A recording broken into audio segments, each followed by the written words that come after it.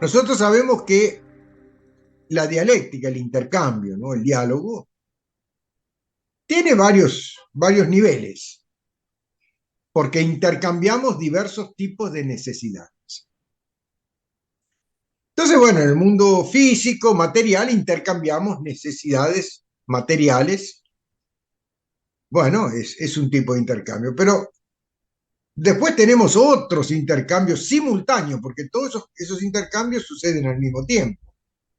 Ahí necesitamos después necesitamos de afectos, necesitamos de intercambiar ideas, ordenar nuestras ideas, y necesitamos también tener ciertos intercambios espirituales.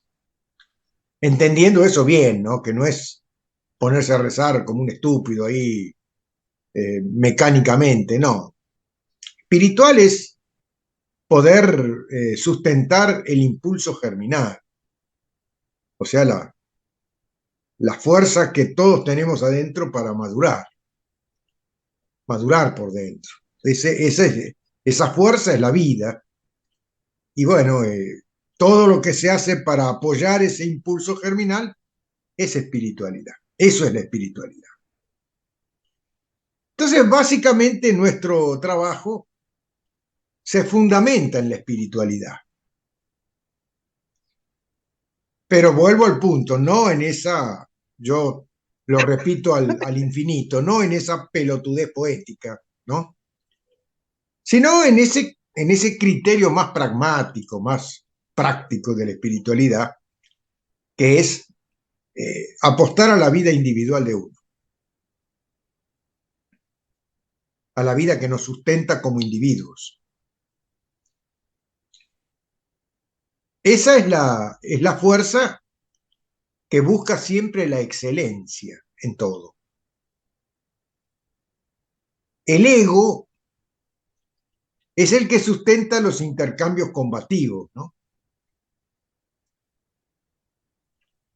Donde el abrazo está ausente. Es necesario un nivel de abrazo constante, es simbólico el abrazo, no es que te tengas que mantener abrazado al que está enfrente, en forma física, pero es un símbolo, ¿no? El abrazo, el contenerse, esa es una intencionalidad que debe estar presente siempre. Aunque los climas que se intercambian a veces se vuelvan más tensos. O sea, el amor, ¿no? O sea, uno tiene que apostar al amor, que es lo único que puede realmente construir.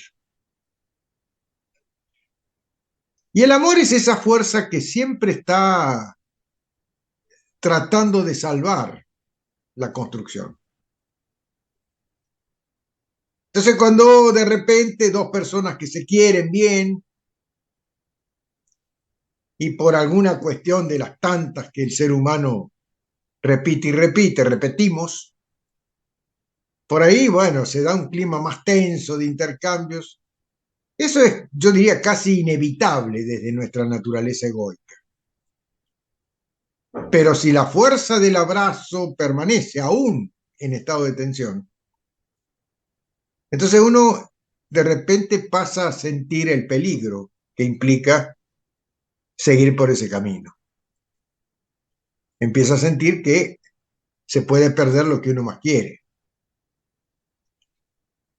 Entonces ahí da como una especie de parate, ¿no? Decir, bueno, es como que uno se flagra a uno mismo en estado de crispación y dice, opa, de repente baja un cambio.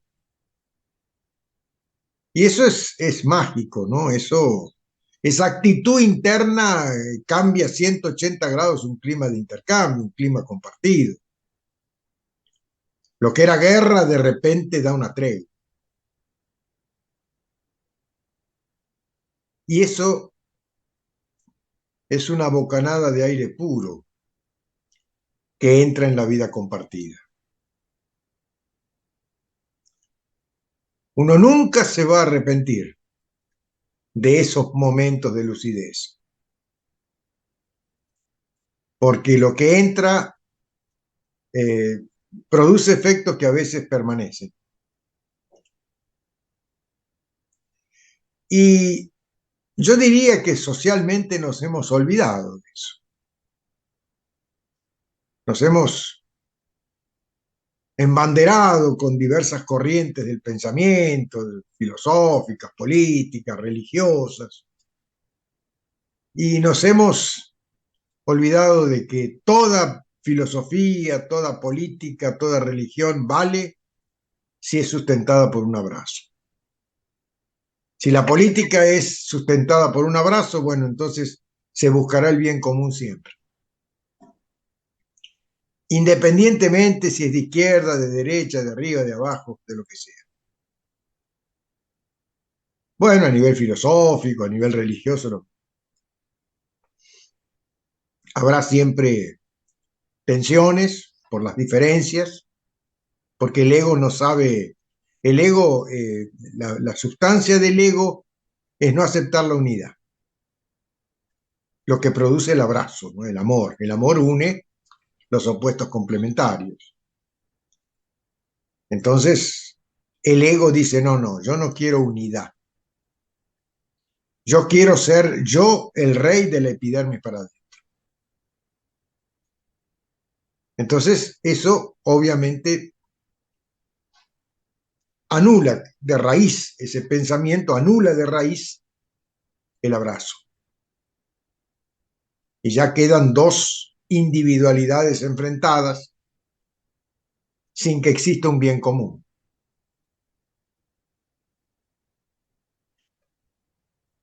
Eso hay que tomar conciencia, o sea, de a poco, si todos los días reflexionamos un poquito sobre cómo anda nuestra dialéctica o nuestro diálogo con la vida cercana, entonces, bueno, podemos medir un poco, inclusive hasta medir las consecuencias.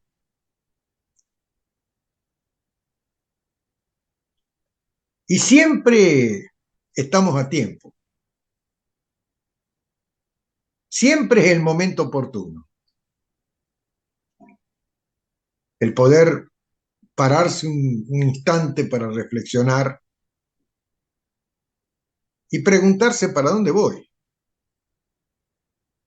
o qué gano, o qué aporto, o qué me aporta. Y si hago esas preguntas con sinceridad, voy a descubrir que no, no recibo nada, no doy nada, no aporto nada ni me aportan.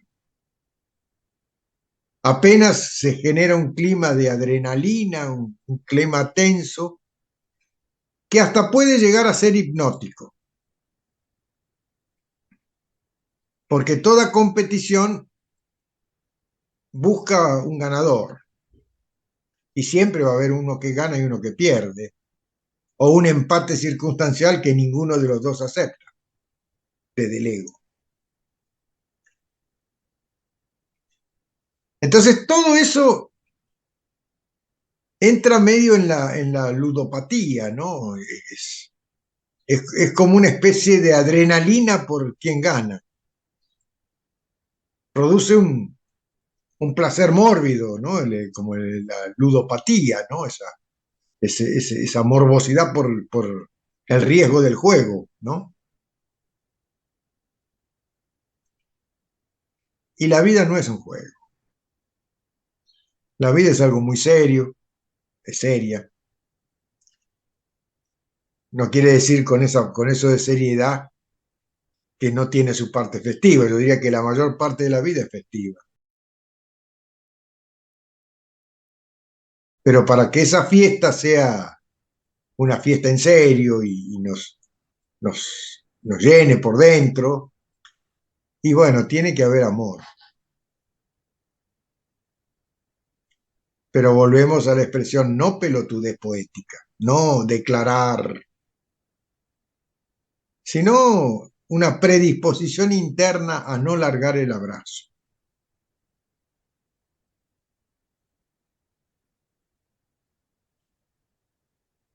Ahí es donde uno, con un solo movimiento, trabaja todos los niveles dialécticos de nuestra vida, desde lo más denso hasta lo más sutil,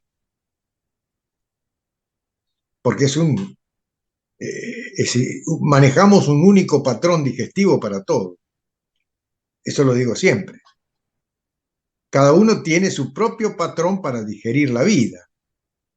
Y ese patrón es el que usa para digerir una comida sólida o líquida. El organismo usa ese patrón para separar la paja del trigo, si esto me sirve, esto no. Y el mismo patrón funciona en los otros niveles donde también uno tiene que digerir el intercambio. Esto me sirve, esto no. Esto es bueno, esto es malo. Y de eso depende nuestra salud, en todos los niveles. Cuando yo digo salud, también no lo digo desde el punto de vista médico. No soy médico para decir eso. Salud integral. Que la máquina funciona dentro de lo posible bien.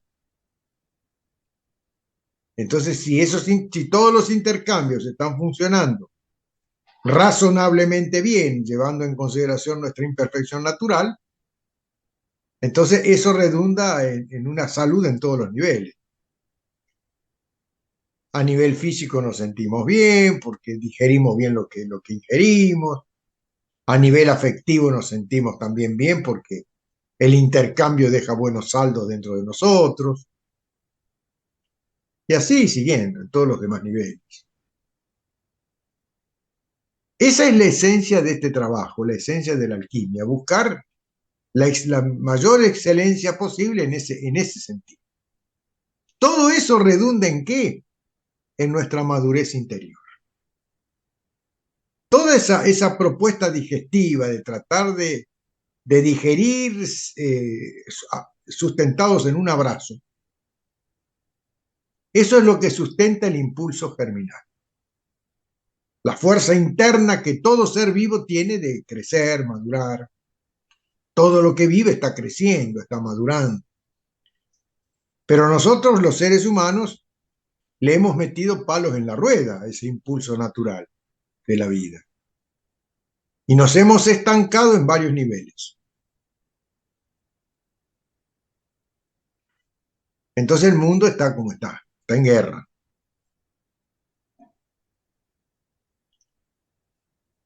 Y eso siempre nos remonta a nuestro laboratorio alquímico, que es nuestro pequeño mundo.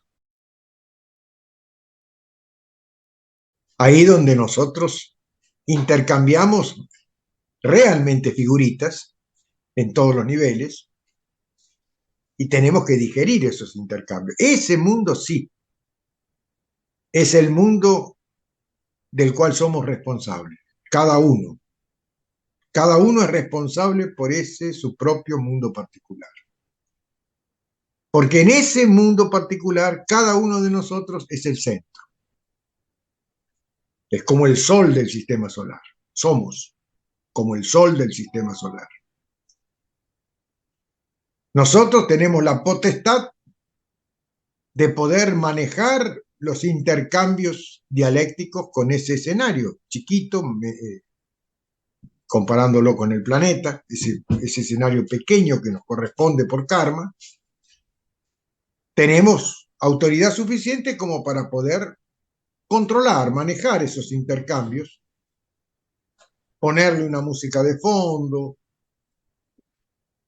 ponerle la letra apropiada, o por lo menos buscar que se desarrolle dentro de los términos apropiados. Eso es la tarea que le compete a cada ser humano por el solo hecho de haber nacido. Esa es una obligación que uno tiene con la vida y es una obligación que nos cobra la propia conciencia, que es la voz de nuestra promesa de ser.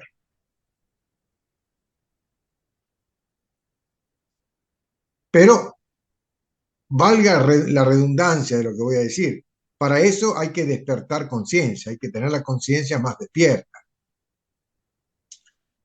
tomar conciencia del estado actual, de a dónde está nuestro nivel de ser, dónde está estancado nuestro nivel de ser, y en eso me incluyo a todos, la humanidad, y somos la humanidad. Todos estamos estancados en un determinado nivel de ser, pero en la media hay un nivel colectivo, el nivel de la humanidad, que no es de los mejores. Y si no, mirá los desentendimientos que se dan en el lado del planeta que vos elijas.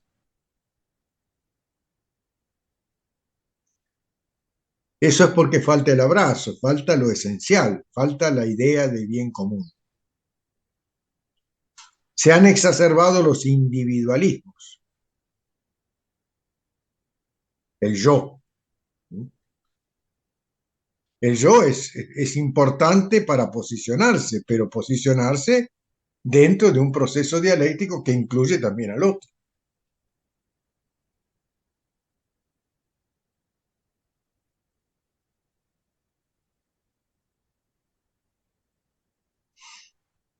Eso es reflexionar un poco sobre la vida.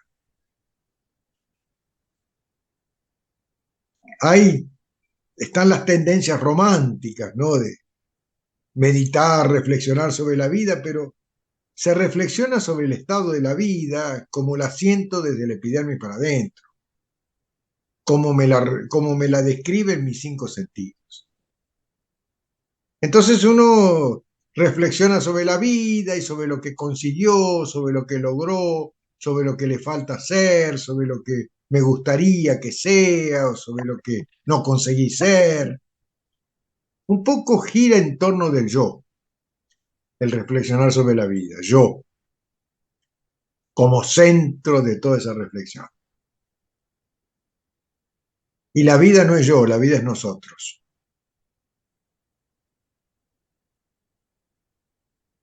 Es decir, yo sin mis seres queridos, sin mis complementos naturales, no soy nada, no existo, porque la vida es un diálogo. La vida es un intercambio de mutuas necesidades. Es bueno reflexionar sobre el estado que teníamos dentro del vientre materno, eso sí es bueno, por lo menos ponerse a pensar o retomar ese pensamiento de tanto en tanto, porque ahí éramos unidad. Dentro del vientre materno éramos todos pero el yo en el sentido de unidad de la vida, éramos todos nosotros, ahí dentro del vientre materno. No había interno, externo, éramos todos, éramos una unidad. Éramos un diálogo interno que iba sustentando un crecimiento natural que concluyó a los 9 meses con nuestra persona ya para salir, lista, con moñito y todo. Bueno, ahí dentro del vientre materno éramos unidad. El parto, valga también una expresión redundante, nos parte, nos divide al medio y es una experiencia dolorosa para la criatura que nace, que llora, nace llorando, apavorada porque de repente se sintió dividida. Y lo que es peor, los nutrientes quedaron del lado de afuera, del otro lado del mostrador, desde la teta hasta otros nutrientes que después pasará a sentir. Todos están del lado de afuera. Y ese vínculo, ese vincularse al nutriente, a la necesidad, es lo que le da continuidad a la vida.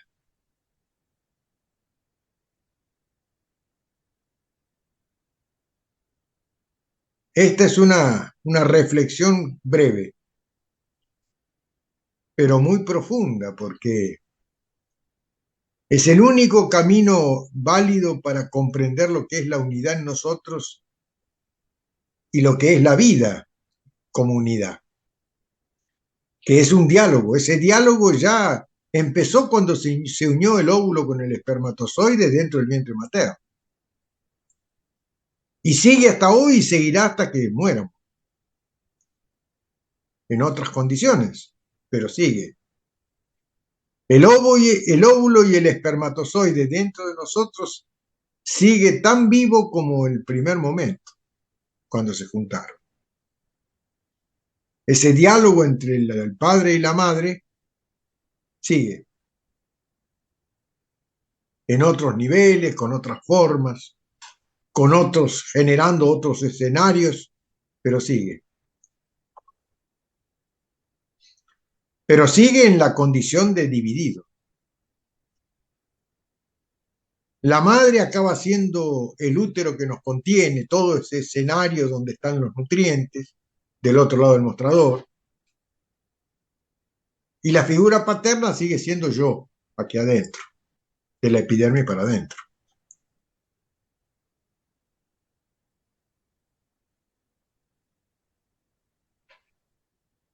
Eso es lo que nos lleva a reflexionar sobre lo que es el abrazo, a desgranar un poco esa metáfora del abrazo.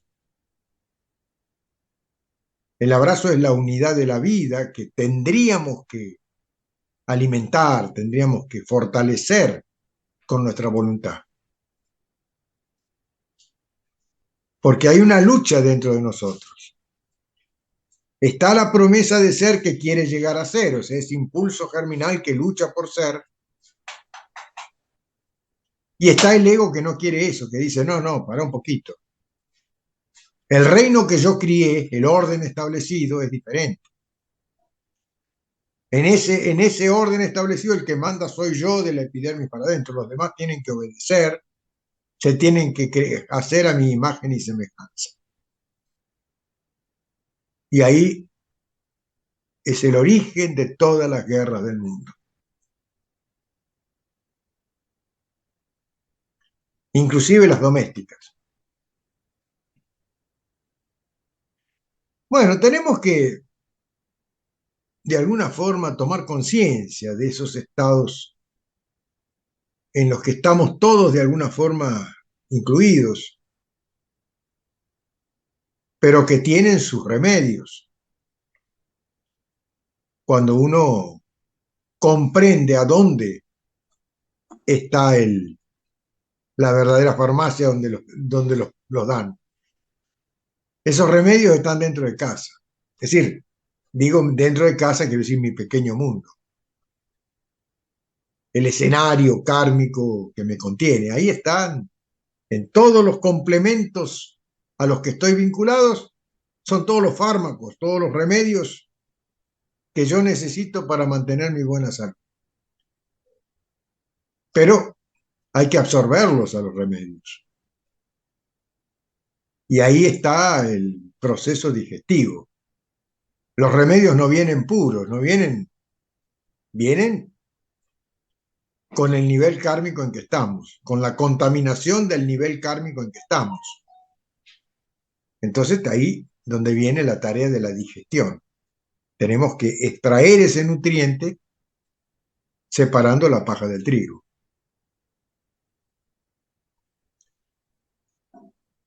Todo esto lo tenemos que hacer práctico y observarnos a nosotros mismos, a ver a dónde tengo una mayor tendencia a perjudicar la naturaleza esencial del abrazo. ¿A dónde tiendo más a radicalizarme en el yo y en mi saber del yo? Porque eso le resta veracidad a la otra parte mía, o sea, me estoy contradiciendo a mí mismo. El opuesto complementario al que estoy vinculado circunstancialmente a través de una instancia dialéctica, el otro lado es la otra cara de la moneda de mi vida, o sea, es el el complemento necesario lo que yo preciso para a través de ese intercambio, o sea, de ese abrazo, poder extraer el nutriente que sustente mi impulso germinal.